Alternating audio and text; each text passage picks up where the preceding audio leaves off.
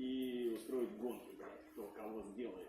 В общем, какой замес. Получилось отрегулировать двигатель, хуй знает почему, но на газе он, короче, глохнет. Поэтому только с завода, только с максимально выкрученными холостыми оборотами он будет ебашить без варианта ускорения. Но в процессе конструирования этого горя двигателя я использовал станки.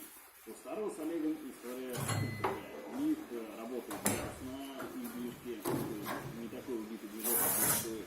Но нет станков, чтобы вытащить переходные втулки и вообще переводить движку. Непосредственно к самой гонке мы перейдем чуть попозже, а пока давайте сгоняем к старому Олегу в мастерскую и заценим, что они там натворили.